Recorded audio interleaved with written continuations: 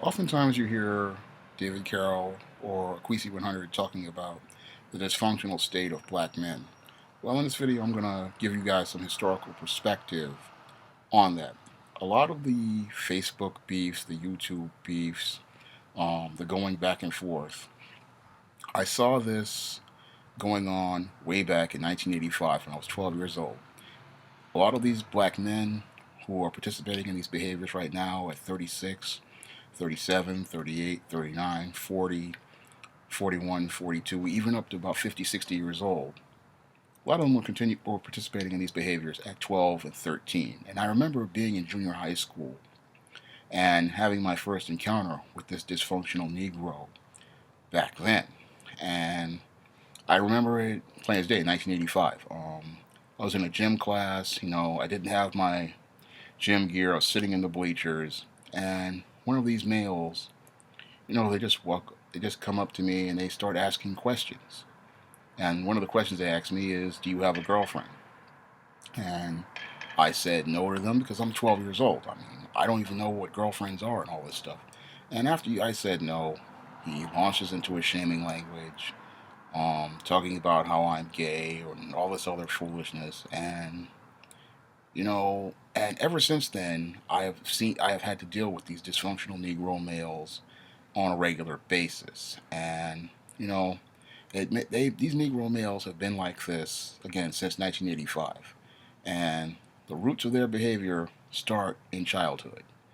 And their sad part is they're still acting like they are at 12 and 13 years old. It's like they're stuck in a state of what they call arrested development in psychology, where you know you stop growing up. You don't mature. You don't reach a mental state, you know, where you eventually start saying to yourself, I need to act like a man. They're still acting like children. And that's why I say a lot of times with these black men, a lot of them are like handicapped children.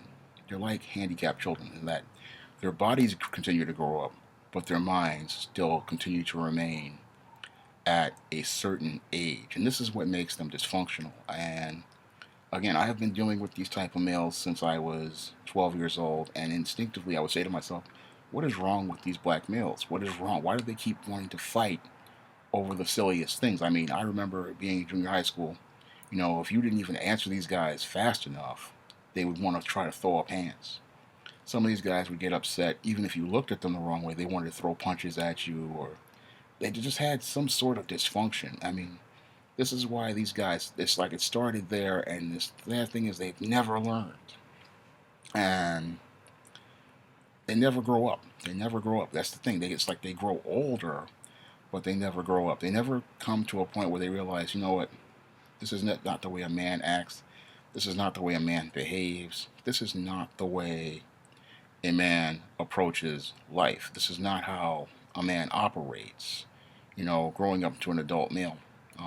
What they do is I mean, because I've seen this happen, guys just getting into fights, arguing, going back and forth, and it's like what I've seen is a lot of these guys just don't understand what boundaries are. If you have a father in your life, if you have other males like older brothers, or a really good mother, you're going to understand what a boundary is. You're going to understand there's a line you just don't cross. Eventually you know when enough is enough. If this guy is disagreeing with you, or he has a different opinion and he's firm on his opinion, you know to agree to disagree and then move on. Or if this guy and you don't, see eye to eye, you walk one way, he goes the other way, and you move on. But so it's some of these guys, and I've dealt with this again since I was 12 years old, 1985, do not know when to stop. They do not know when to leave well enough alone. They will keep pushing and pushing and pushing and pushing, because what they're looking to do is they're looking to get a response out of someone. They're looking to keep escalating things. I mean, I've seen things where you have to go where people. When I was in junior high school, I was in. They'd go to the police. The person would still continue the harassment campaign. They would suspend this person. They would still go on with the harassment campaign. I mean, sadly, sometimes I would think to myself, what does it take to stop these type of people? I mean, sometimes you would literally have to get a gun to make them stop and kill them. And it's sad to say that, but this is the way these Negro males are. They do not know what boundaries are. Because again, they haven't had male figures to sit down and tell them, look, you made your point, now move on. Because they get this, they have like Mr. Carroll says, they have this feminine way of thinking because they were raised in these single mother households, and they've seen the single mother, continue to press and press and press, chasing the man around the house, trying to win the argument, trying to get the last word in. They're gonna be heard. I mean, a lot of times these guys just don't understand. Again, what boundaries are. They don't understand. Just say your piece and let it go. And other behaviors I've seen these dysfunctional males participating, because I was in junior high school, a lot of them, and I was even in high school, because I've seen these behaviors over the last 30 years. And, they do not change. And again, like I said before, they grow older, but they don't grow up. And they have this feminine way of acting. They have this social clique mentality, because I've seen this with these black men, you know, growing up. Um, Everybody, if you don't fit within their circle, they try to force you out, and they try to do things like your shaming tactics, your silent treatment. Again, these are all female behaviors. And if that doesn't work with the shaming tactics, the silent treatment, we don't want you around.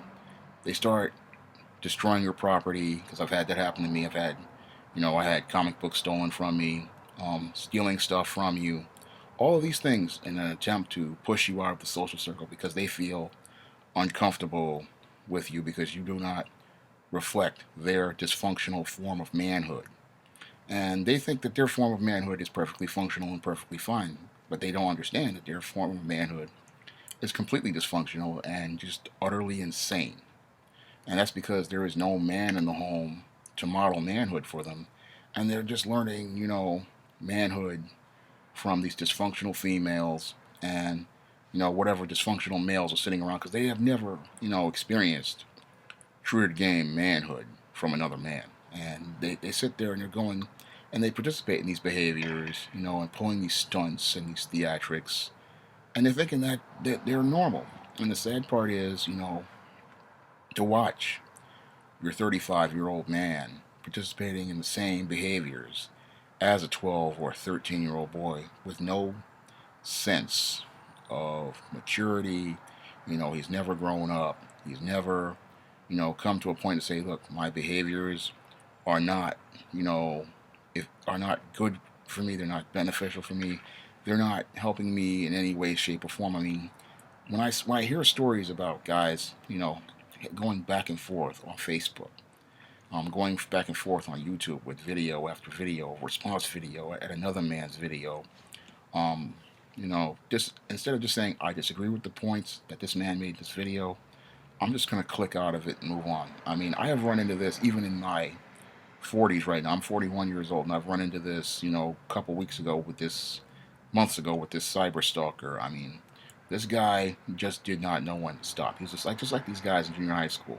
Came to my blog, disagreed with one of the points I made about, the movie No Good Deed, and went into this argument about New Jack City, saying that, Wesley Snipes' character was real. Instead of saying, talking about we need stereotypes and stereotypes are normal. Instead of just saying I disagree with the points you made in your blog, and he just tried to come in and try to stalk and harass me, trying to flood the comments section. And when I turn the comments section off, then decides I'm going to go to decides to go to my Facebook page, and then other tactics he used. He came there with the shaming tactics, talking about why does your blog have all these comments in it? Well, a lot of people just read my blog and get information, and they move on. Why aren't there a lot of comments section? Why don't you have Facebook friends? These are shaming tactics. It's clear that this person came from a female-headed household. They were completely dysfunctional, and I presented opinions that they didn't want to hear.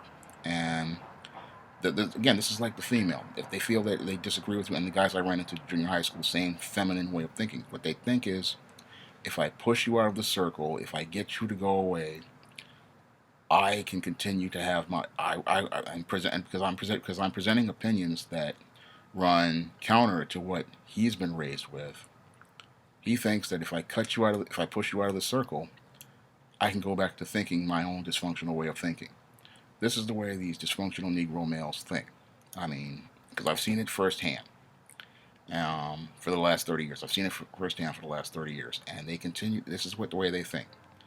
And it got so bad to the point where I had to shut my blog down for a day or two just to, get this guy off. Because he even after I closed the comment section, the guy comes all the way to my Facebook page looking to stalk and harass me. Um, but this is black man. This is how dysfunctional they are. And I even go as far as saying I've run into white men like this, and I've run into Hispanic men, but not at the ratio that I've run into with these dysfunctional black men who do not know how to deal with the difference of opinion. I mean, I've traveled all over the World Wide Web. I mean, I've gone to all sorts of different websites. And, when it comes down to the black community, it is the most dysfunctional state of cyberspace known to man. And I can say that with an honest opinion because I've gone to black websites. And it's a sewer. It's a barnyard minstrel show, plain and simple. I mean, as a comic collector, comic fan, fantasy writer, I go to other forums, your comic book boards, and while these guys can go back and forth, they know that that's a difference of opinion. They know how to agree to disagree, and they don't take it personal. When it comes down to the black part of the web, it's ad hominem attacks, shaming tactics, you know, name calling. It goes into that form of dysfunction. I mean, when I go to boards like the Swoosh, or the Facebook groups about Say No to the DC Reboot and other sites. I mean, we get into it. We talk about comics, we talk about action figures, um, but it never gets personal. There is nobody getting, emotional to the point where you want to talk about killing someone or hurting someone. And when we do and we do have guys like that, they come up maybe once every 2 or 3 years, and immediately these guys get banned. It's not put up with on a comic board or a message or a comic book board or a toy collector board. It's not put up with, or a sci-fi fantasy board, because I'm part of Black Science Fiction Society group, and the same thing. It's just not put up with. But when you come down to some of these black parts of the web, it's like a sewer. And these guys, again, because the way they're raised, they don't understand what social boundaries are. They don't understand, these limitations, to have some self control and have some self discipline and say, you know what, that's how he feels about it. You know what, I'm just going to leave that alone. And everybody is entitled to have a difference of opinion. We're not supposed to all agree. We're not going to all have, as Mr. Carroll says, monolithic thought. Everyone is not going to be the same. But when it comes down to a lot of these black men, they don't, again, they weren't raised to understand what a boundary is, and when to say enough is enough. I mean, ironically, what it is that they say enough is enough, they go get a gun or they start putting up hands. And it's over the silliest things. I mean, I have seen people, get into fights over basketball games that these guys are making millions of dollars. You're not getting a dime of this money. Getting mad about, Michael Jordan versus Charles Barkley. Who's the better player, Michael Jordan or Charles Barkley? Um, Even silliness stuff like what sneaker is better, Nike or Reebok. And I remember being in Park West High School, people getting into a heated argument over what borough is better. Harlem is better than the Bronx. Bronx is better than... You don't own any property in any of these neighborhoods. All the neighborhoods are owned by foreigners that you live in. But these black men would go back and forth arguing about what is better. I mean, it's just... It was mind-boggling to me back then in 1987, and it's mind-boggling to me now. And the sad part is, I'm watching these men who are my age, and up and under, my age, just continuing to do the silliest things that they did way back then. Back then, they were doing stupid stuff, you know, robbing people, um, you know, selling this dope, smoking this weed, watching them do the exact same behaviors that they participated in, again, at 12, 13, and they have never come to a perspective of, they have never taken an inner look at themselves and said, is this the direction that you want your life to go into? Is this what you want to make your life out of?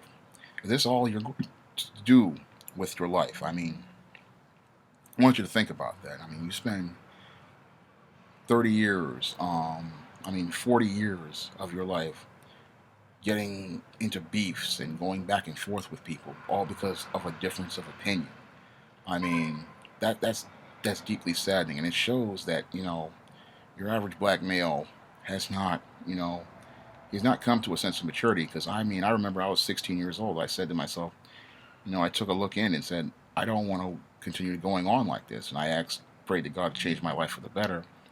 And He came through, and I changed schools, and I eventually started doing well in school and was able to graduate. It took me 5 years to graduate high school, but I finally got out, got my diploma, then went on to college.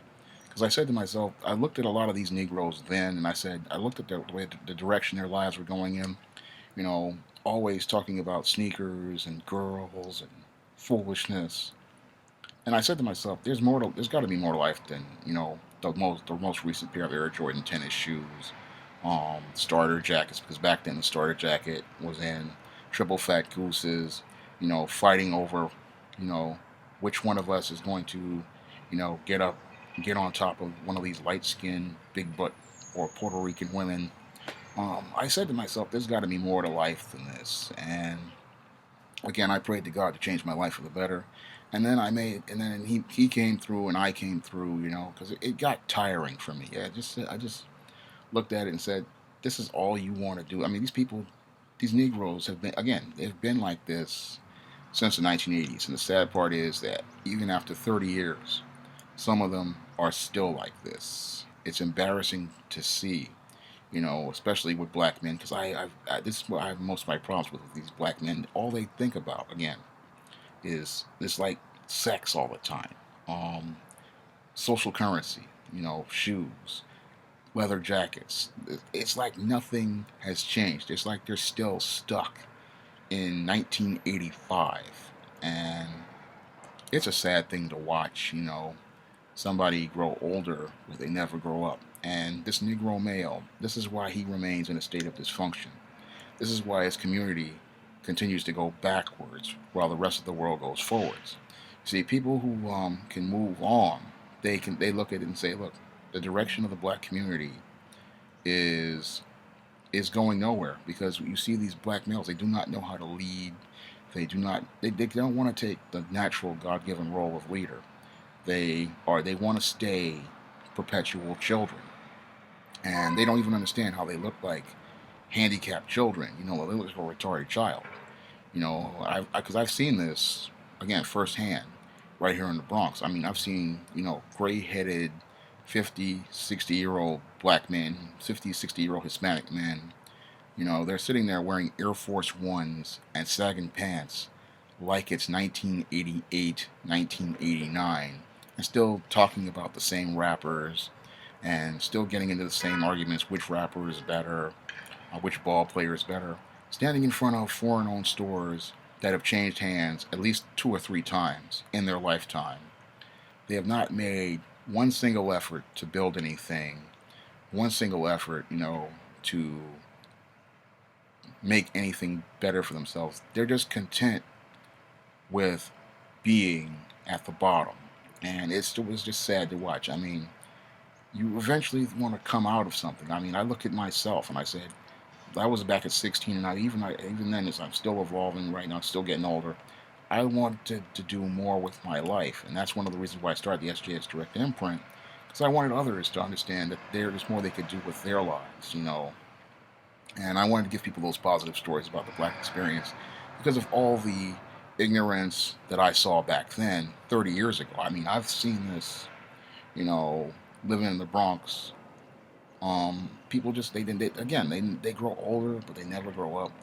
Especially when it comes to these black men, they never they don't know how to function in the world. They get emotional. They're taking things personal.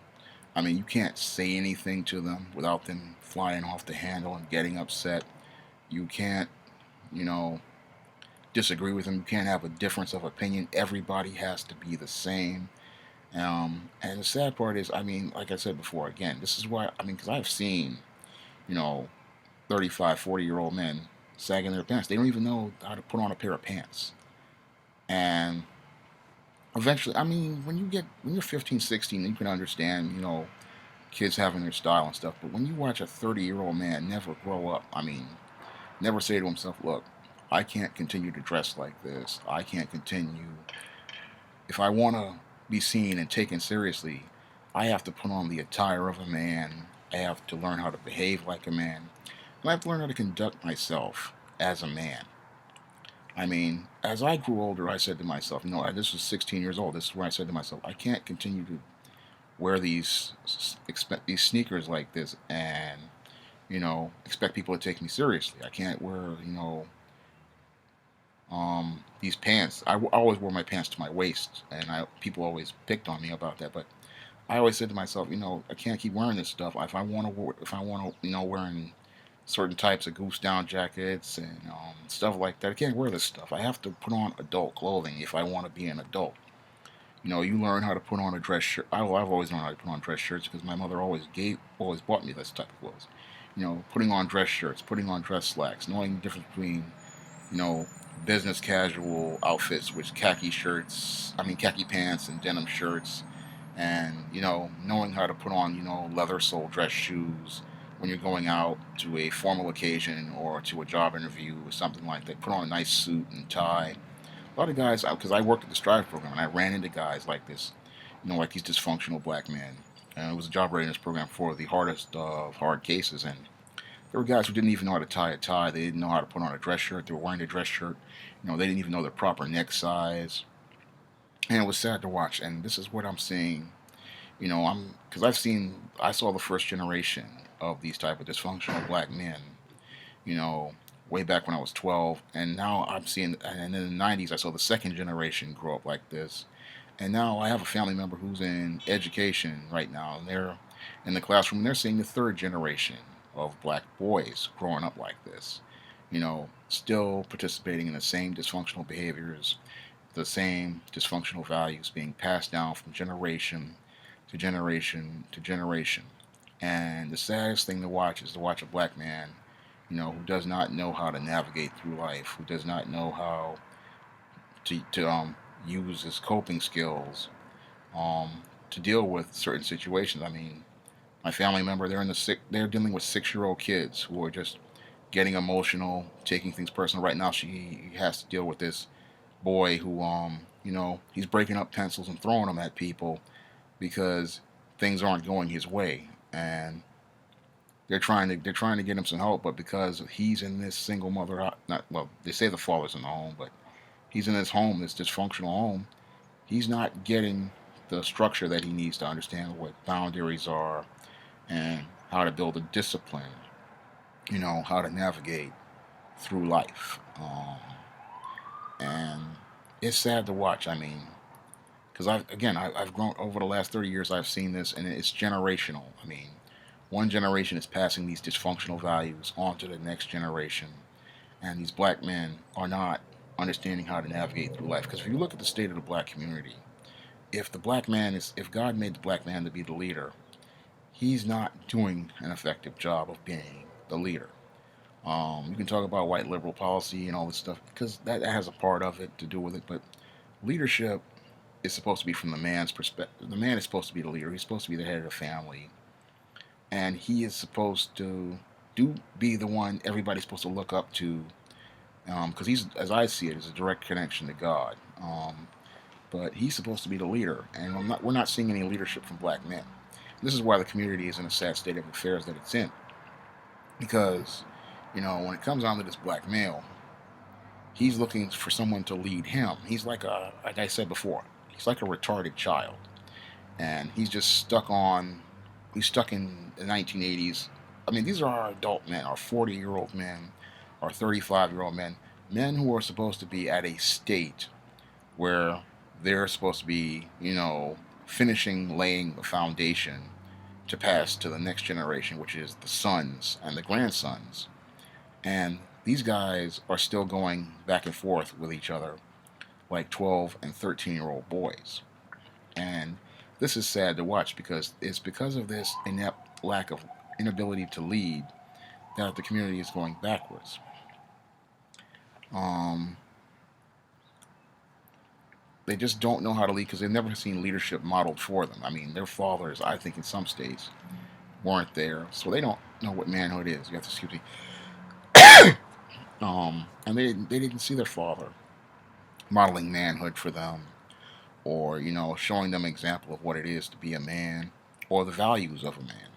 They got everything from a woman, and this is why they act like a woman. This is why they form social cliques. This is why they gossip. This is why they go crazy over shoes.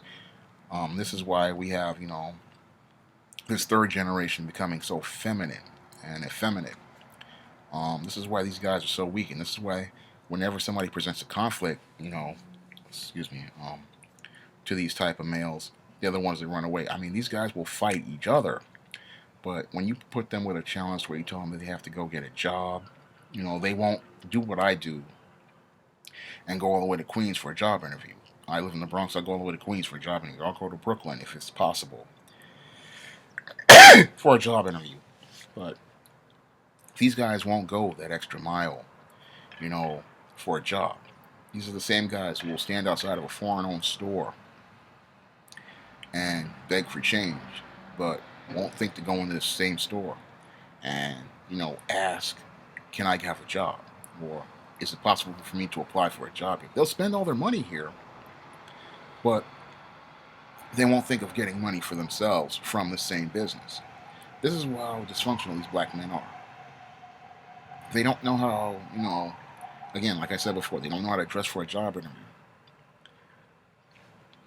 They don't even know how to dress for a date. I mean, these guys, they'll come in, excuse me, wearing a denim suit, thinking that they'll go to a nice restaurant wearing a denim suit. They come in with sagging. They're still like little children. And the sad part is you're watching a 30-year-old man. I mean, again, I can understand even a guy in his early 20s. But eventually, when you get around 25, 26, you start getting serious about life. And these guys never get serious at all. I mean, and they're still out here, still doing the exact same things that they did again at 12 and 13, still thinking that it's cool, still trying to get social currency points. They're not trying to build anything, not trying to take themselves to the next level. Just sitting there, perpetual children.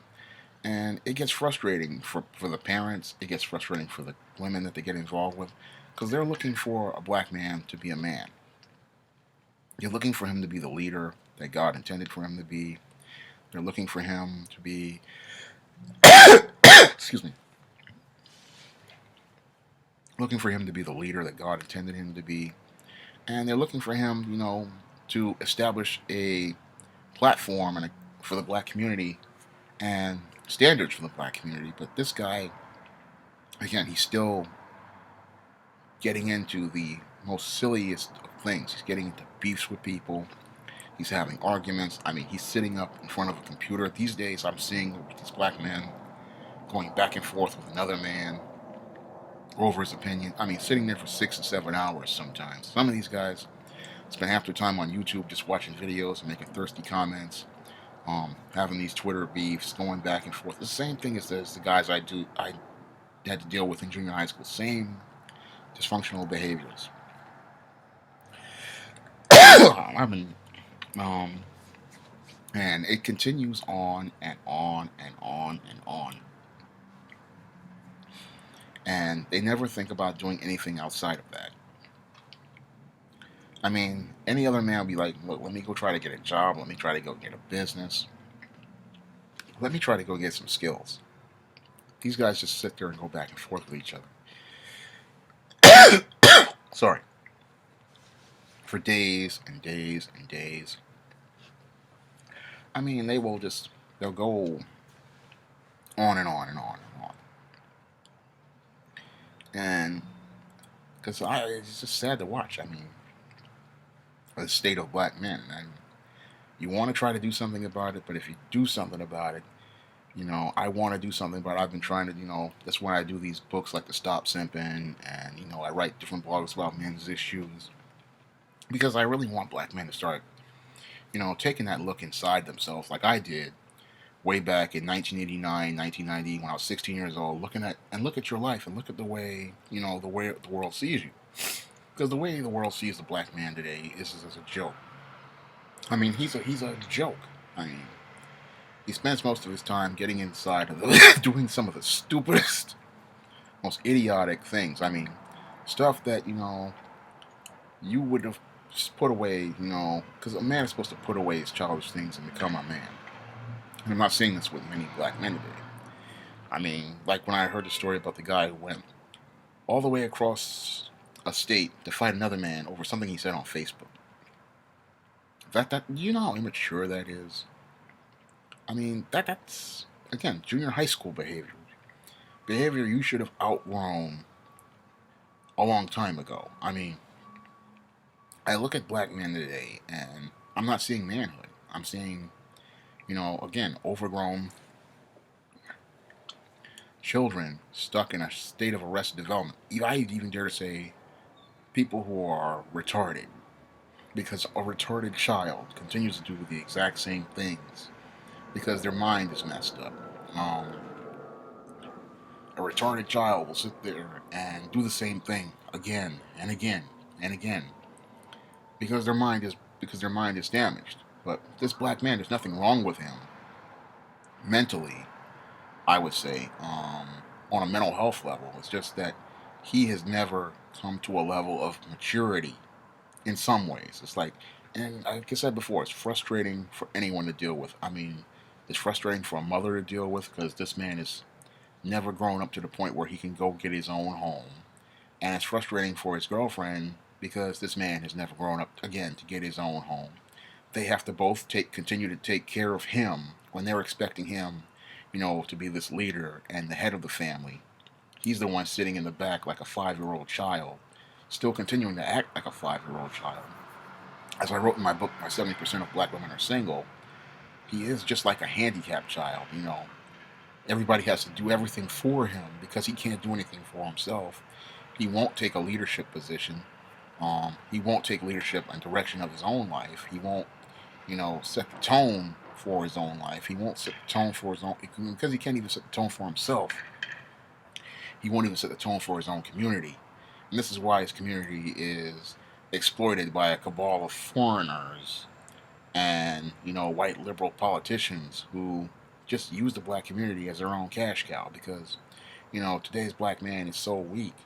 He's so busy, you know, getting into these beefs and wars. I mean, he'll get into beefs and wars with another black man, but he won't take on these these dysfunctional Negro pastors who are exploiting him.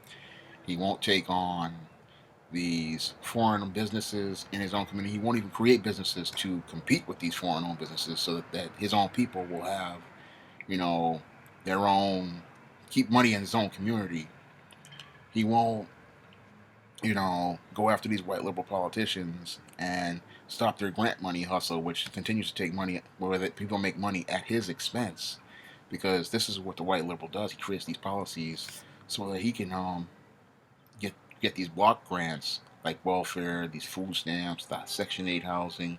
All that is money made on the back of the black man and the black man's family, and he won't take a leadership role, to protect his community, to support his community, and even try to build his community up. He just sits there and, he's just arguing and fussing with other men about the most superficial things. I mean, this is why I can understand why people say that, this black man acts like a woman, because he does act like a woman. Because women argue over silly stuff like shoes, um, TV shows, sports, basketball games and stuff like that. I've even seen them argue over what tastes better, McDonald's or Burger King. This is the type of, again, like I said before, when I was 14 years old, arguing over which borough is better, even though you don't own a single piece of property in any part of this city, but you're going to argue over which borough is better. I mean, this is the type of stuff these guys will get into. Don't own anything, don't control anything, but this is the sad state of affairs. that your black man has come to. But I wanted to give people, some historical perspective because this is something that's been going on for the last 30 years, and sadly, it doesn't look like anything is going to change with this black man. It's like intergenerational. We're on our third generation of these dysfunctional Negro males, and sad part is, it doesn't look like there's anything that's going to be done about it because a lot of people just don't understand how to change the course. The course can be changed, but a lot of these Negroes, they just don't want to change. A lot of them are codependent on this economic system, this matriarchal economic system. And some of these guys, I think, are comfortable with the idea of a woman taking care of them, even though it's unnatural. They're just comfortable with it. They don't want to change anything. They don't want to, step up and be men. Because, like I said about codependence, codependents like being the victim. They like blaming and shaming others. This is how they get their needs met. Um, and these guys like being the victim because for them, they've seen their mother play the victim role. And they've seen their single mother, use this victim role as a position of power. She's used it as a way to get leverage on the man, on the economic system. This is how she gets all this, these goodies, as he believes it. A lot of them, some of them, this is what they get. They think this is how they get their jobs. This is how they get their But they don't understand that's how a woman operates. That's not how a man operates. A man goes through another process, and this is why you need to see a man modeling manhood for you because you know a man has to know how to navigate the world towards getting his own needs met, meeting his own goals, and doing the work of a man to take himself to the next level. But these guys just again they think like women, they act like women, they behave like women. And if there's no man in your life to show you a different model, you're going to continue to think that this is perfectly functional and perfectly fine, just like a lot of those guys I saw, back in 1985 when I was 12 years old, thinking that this is fine because they lived, you know, for the whole thing of pleasing women because they grew up in this dysfunctional household. They grew up thinking that it was their job to please a woman because there was no man there to show them how to be a leader. So they grew up thinking that having a woman in your life, having some woman to take care of you, is the way it's supposed to be. And this is the way a lot of these guys think. That's why I say a lot of their relationships also are codependent because if you try to date, like I said, there's a lot of women. If you try to date these type of guys, it's a codependent relationship, and that's why it's very frustrating for you because codependent relationships are frustrating because you have the guy trying to be the victim all the time. He's never responsible. He never takes care of himself, and it's like trying to take care of a handicapped child. No matter how much you do, it's still going to be the same no matter what. There's never any growth, and this is why I compare it to a handicapped child because a retarded child because they never grow up. They just get older and older and older, but they never reach a point of maturity to the point where they can become self-reliant and take responsibility for themselves. And this is the state of black men. This is the state that it's in. It's like a state of arrested development. Again, this is why I say the community has gone nowhere in the last 35, 40 years because our men are still stuck in this state of arrested development. They're not fit. A lot of them are not fit to be leaders, and they're not fit to lead because they sit there. They're still doing the same stuff again, like I've said before in this video, that they did when they were 12, 13, 14, 15 years old. And they're stuck at that mental age. I mean, physically, they may be 35, they may be 40, they may be even 50 or 60, but mentally, they're still kids. And it's frustrating to deal with these type of guys because I've even had to deal with them at work when I had a job. I mean, I've had to deal with these type of black men. I've even had to deal with some of these white guys who were just like this. Also stuck in a state of arrested development, still getting jealous of another man. This is all these feminine traits. So just feminine traits, just getting jealous of another man, getting upset with another man, get upset with me, you know, wanna just keep going back and forth, wanna get in the beefs. I mean, just childish behavior. I mean, because I know how to conduct myself as a man, and it's like, if I see another man in a room, I acknowledge him, I'll treat him with respect, and we move on. And I've worked with men like that, and we've had no problem. But with a lot of these, these men who come from these dysfunctional households, they're always taking things personal. They're always getting upset. They don't want to communicate. They want the world to revolve around them. They have a sense of entitlement, a sense of narcissism. They think the world revolves around them. Everybody has to be the way they want them to be. They don't want to acknowledge anybody else's culture, anybody else's way of life. Everybody has to fit into their mold and have the exact same values that they have. I mean, this is complete dysfunction, complete insanity. And when you have to deal with these type of males over a period of time, it can get frustrating. It can get aggravating. I mean, and you're never going to be able to meet any goals with this type of person because they're very passive aggressive. This is what these black males are. A lot of them are passive aggressive, very manipulative, and at the end of the day, they're never responsible for anything. Because again, this is another part of codependency. The codependent is never responsible for anything. Everybody is always doing them wrong. They're always the victim of someone or something. And this is why another reason why I say a lot of black men need psychotherapy, because a lot of these guys are codependent. Again, and the relationships they have with women are codependent ones, where she is doing most of the caretaking and he is, again, is just like a handicapped child. And this is why their relationships deteriorate over time, because the woman is growing older, she's becoming more mature, she's looking for this man, you know, to grow up and eventually be the leader that he's supposed to be, and he never takes that leadership role. He always sits in the back, just sitting there crying and moaning and sitting there still waiting for somebody to continue to dote on him and take care of him. I mean, he's still looking for his mommy, and she's looking for him to be a man. And the black community is still looking for them to be men. Because I look at cases like, your Eric Garner, your Michael Brown. I know it's going to date this video by talking about these two cases, but, you know, women had to take the lead in those cases because there was no black men taking the lead. We talk about Black Lives Matter and Black Men's Lives Matter. Here was a chance for black men to take a leadership role in their own community and make a statement about themselves. And here you have the black woman doing most of the speaking. That makes a powerful statement about the dysfunction of black men and dysfunctional state of black men. Your woman is leading the cause, your cause. I mean, if you're the one being brutalized by the police and being targeted by the police, don't you think you should be the one leading the movement to stop this?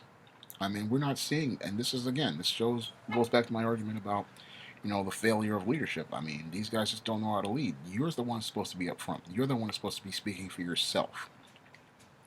Yet, you have your woman speaking for you. You don't understand how that's a position of weakness. And I've said that before in previous videos. You don't understand how this is a position of weakness when you have your woman speaking for you. And sadly, a lot of these guys, they just don't get it because, again, they grew up in these single mother households. They're used to seeing the woman being a leader. They're not used to taking the lead for themselves and having control of their lives and being in charge, and seeing other men being in charge and other men, take responsibility for their community and take charge of their community and, set a direction and set a course like other, non-black communities. We don't see that in the black community. We don't see black men taking the lead. We see these posers, your Al Sharptons, again, these poverty pimps. Again, they promote the same narrative of victimization that your white liberals promotes, black man's being a victim, because this is how they make their money.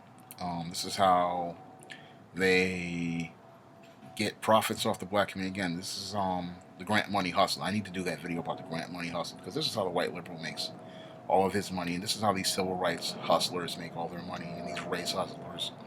They make their money by getting this grant money and these donations, because the pastor, he gets his off the top 10%, but they all are vultures just picking at the black community, and they pick at the black community because the men are not strong enough to lead, and the few that are there, guys like myself who want to take the lead, you get attacked and shouted down to the point where you just want to just once you get your money together, you try to you feel forced to walk away because you can't do anything because of these dysfunctional black men who have who are just codependent, and they will try to force anyone out of the circle who tries to bring real change to the black community because they don't want change. Really, a lot of these Negro males are content to wallow in the filth and dysfunction that is what we call the black community. They don't want change. What they want to do is remain doing the same thing because this is how they're this is how they're getting their needs met, and this is why your Negro male does not want solutions because solutions mean again he has to one acknowledge the problem, two he has to take responsibility for the problem, and three he has to take constructive action to change the problem. And he doesn't want to take any action because he's perfectly content getting his needs met in this dysfunctional way. He doesn't want to do the work of a man because he's content getting his needs met this way. And they'll put on these airs and put on these fronts, but a lot of these guys they don't want to be men. They don't want to take the responsibilities of men. This is why they get into these childish, beefs and arguments. And I just wanted everybody to get, some historical perspective on it, because this is what I've seen since I was 12 years old, way back in 1985, and it sadly has not changed in 30 years when it comes down to the state of black men. Um, and it doesn't look like it's going to change. Sadly, I see, I see more and more. I think we're going to see gray-headed old black men still continuing to get into beef, still continuing to get into arguments. Because even though we didn't have the technology we have today, they were still doing the exact same thing they're doing right now. Just that we have the internet to shine a light on it, but they've been doing this again since the mid 1980s, and I can even go back in a historical context and tell you that some of this dumb stuff was going on even back as far as the 1920s, even the 1930s, when you have these guys with these straight razors talking about they're going to cut somebody. I mean, this dysfunction is generational, and sadly, there's nobody looking to make it was because in the 20s and the 30s it wasn't as bad as it is today, but it has gotten worse over time because black men have not never wanted these days over the last 40 years, especially ever since this white liberal policy has been implemented. A lot of these black men just don't want to take that leadership role. They just don't want to step up to the plate. I mean, I know that some of them have not seen this modeled for them, but eventually you reach a point where you say, I need to look at myself, look at the direction my life is going in, and see that this isn't working, and try to change course. But look at black men; they don't want to change course. They're content being the victim. They're content being in this codependent position because again, they don't want solutions because that means they have to take responsibility for their life, and they have to acknowledge that they've made some mistakes. But because they're raised by the single mother, and the single mother has this mentality of I never do anything wrong, they think they never do anything wrong. But this is the sad state of affairs that black men have become, and I just wanted to put some perspective on it with this video. That's all I have to say for this video. You can comment, rate, and subscribe.